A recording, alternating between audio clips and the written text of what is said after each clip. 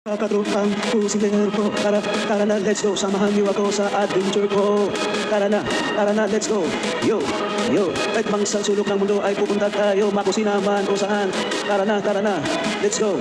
Go, let's go. Tara na, let's go. Tara na, let's go. Yeah. Chief TV 0.1. Tara na, go.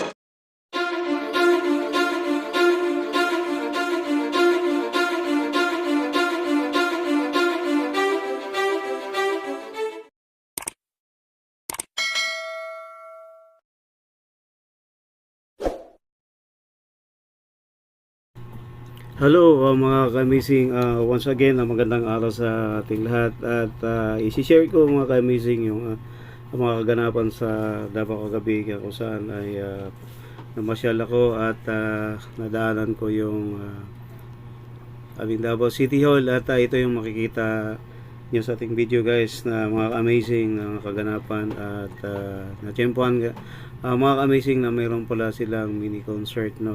Concert talaga, open concert sa tapat mismo ng Davao City Hall. So ito at dito tayo tumambay at habang nanonood no, at dagdag content din natin to ngayon yung concert ng pa-concert ng Davao City Hall no, sa mga taga LGUs guys no. So maganda yung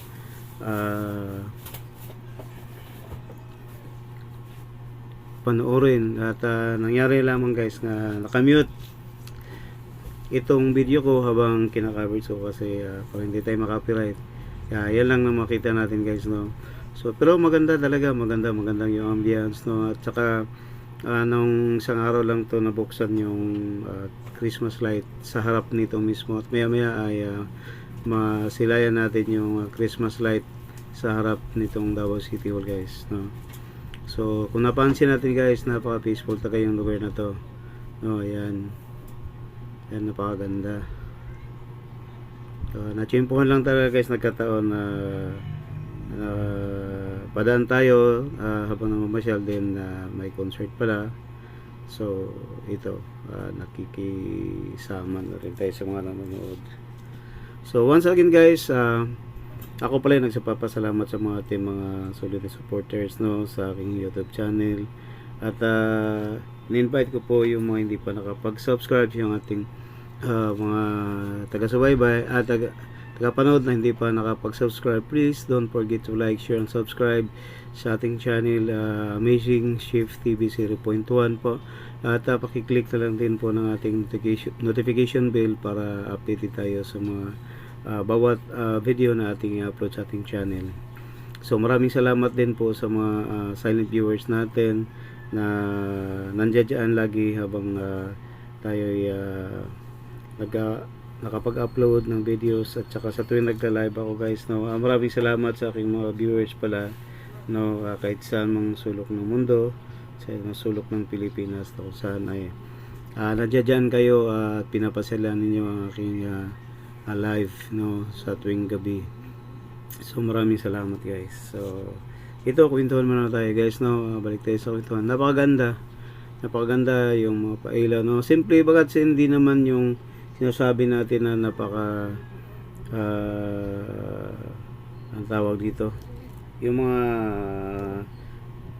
parol na nandyan sa magilid-gilid na sa mga puno-puno. Napakasimple lang guys, pero yung aura lang kasi no, peaceful, kaya napakaganda pagmasdan, damhin kung saan dapat ganito sana ang kalakaran o kalagayan ng buong Pilipinas guys no.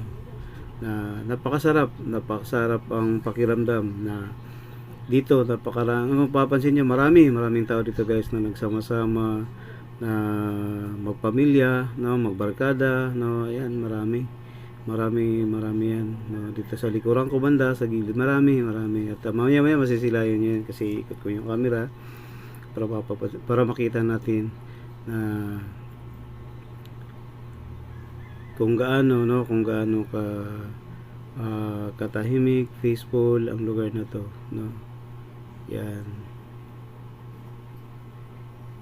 napakaganda. Sayang nga lang guys, no, ay nakamute ito kasi makapiright. And then yung mga mostly sa mga tinutugtog kasi dito guys kay mga love song at saka pang Christmas songs, no, kasi yung kita nyo naman sa naka-tarpaulin dyan is Pasko Fiesta. Kaya yan yung mga tinutugtog nila. Ang gaganda pa naman ng mga boses nila guys. Ang ganda ng boses ng mga banda na to. Kaso lang nakamute, no. Sayang lang hindi natin maririnig, no? Pero kagabi siyempre nung kinaka-cover ko yan ay nadidinig ko yung ano nila, mga boses na napakagandang boses nila guys, no.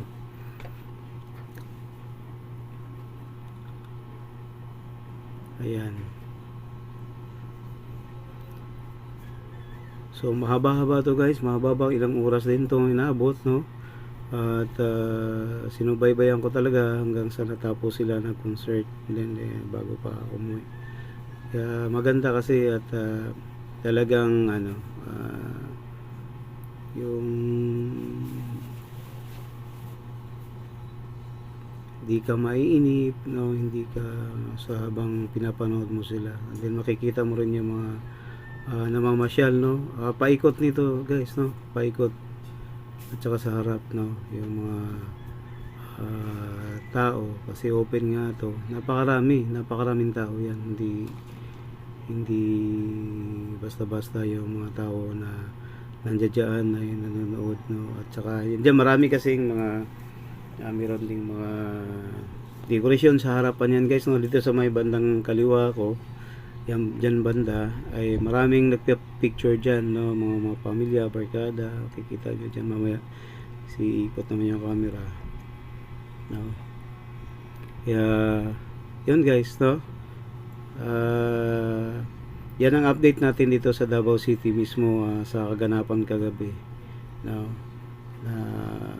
At ako din po guys ay nagpapasalamat sa mga taos pusong sumusuporta sa ating mahal na Vice Presidente, no, na si Inday Sara, na kung saan ay alam ko walang humpay, walang tigil ang pagsuporta nyo sa ating mahal na Vice Presidente, lalo na dyan sa shrine. At nakita ko na sa mga nag-live, no, na kung saan ay unti-unti nang dumami yung mga napapakawalan sila ng mga pulis para bugawin yung mga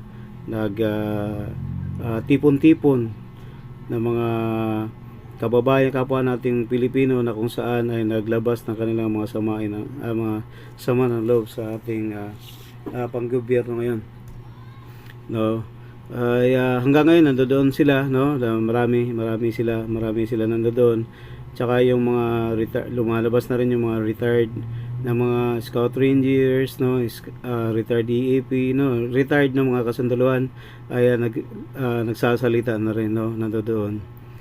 Kaya maraming salamat sa inyo sa pagsuporta sa ating mahal na Pangulong Pangulo at sa pakikipaglaban sa katarungan, no, katarungan ng sambayanan at sa tawag dito yung ating mga hinaing, no. At mabuhay po kayo lahat nating mga kababayan nandiyan na nagbigay ng panahon, no, at gumagastos ng sariling pera para makapunta dyan, no, para makilahok, para ilabas yung masama ng loob, yung mga hinaing sa ating inang bayan, para malutas yung problema, kung ano mang problema ang kinaharap natin ngayon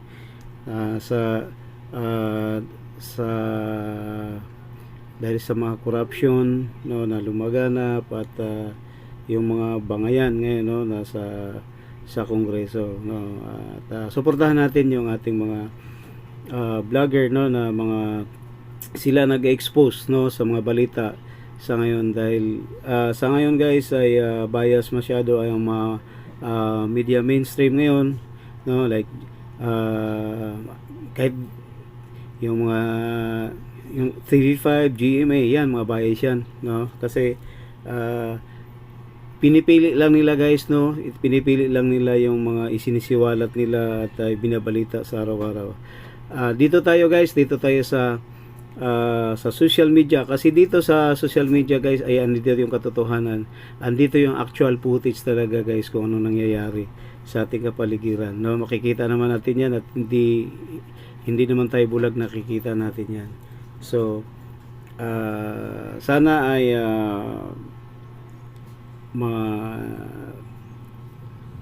malutas ang ating problema guys sa hinarap ng ating inang bayan ngayon, dahil yan sa ating pagdadala ng ating tawag dito, yung Pangulo na kung saan ay walang direksyon, no? Walang direksyon, hindi marunong tumupad sa sinumpaan na walang kasagsagan ng kanyang pangampanya. So guys, ako ay hindi political vlogger, no? Pero sa nakita ko kasi, no, bawat pindot natin sa YouTube, lahat ng social media ay yun ang lumalabas, no? So nakakalungkot nga guys, kasi instead na haharapin ang ating Pangulo yung problema ngayon, ay kung saan na napunta, nakagagaling lang sa UAE, ano, habang nagkakagulo dito sa atin, no, sa Bangayan, no, ay ang ating Pangulo ay nasa labas ng bansa. So yan ay hindi maganda, so suportahan natin guys, no? Suportahan natin si ating pinakamahal na Vice Presidente na si Inday Sara Duterte. So Duterte tayo guys, so balik tayo guys, no? Yan, napapansin nyo, yan, kita nyo guys, maraming tao talaga, no, na sumaksi kung gaano kaganda yung syudad ng Davao City, no, na kung sila trililing pa, kung sino yung mga bumabanat sa mga Duterte na hindi naniniwala nga, hindi one of the safest city ang Davao City. Yan, makikita nyo kung di ba safety yan, no? Tingnan nyo yung mga ngiti ng mga Dabawinyo, no? Ayan.